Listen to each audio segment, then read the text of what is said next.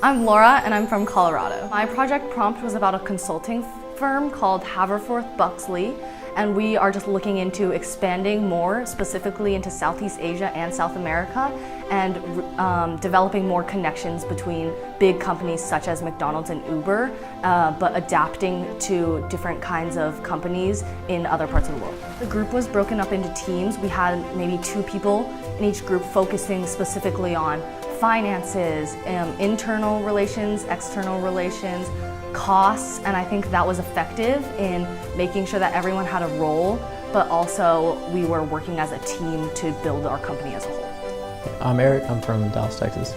We were Neptune Hotels, which is a hotel chain looking to expand internationally, and I was part of the operations team. At first, it was difficult to figure out how exactly to start, which component should come first. It was a little bit like a puzzle piece, trying to figure out, trying to find the corner piece. I felt that we evened out the teams pretty well in styles, and so operations gave, I feel, fair orders in workload, and it came together pretty quickly. We were able to rehearse before we actually presented. I'm Winston, and I'm from Dallas. So we were working on a company called Venus Wireless, and our goal was to try to run this company as effectively as possible. We were trying to tackle different crises that would arise along the way. We were trying to grow it as much as possible, reach out to as many consumers as possible. In our case, there was a disgruntled employee that had HR complaints that went unanswered.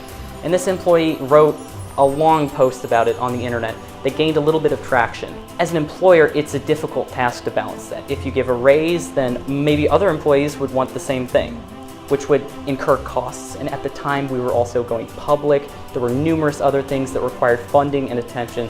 So trying to balance that is probably the most complicated and challenging task that we had. What I've learned is more so how to work with bigger amounts of people, just because there's so much work that no matter your personality type, you can't do it on your own and you can't sit back.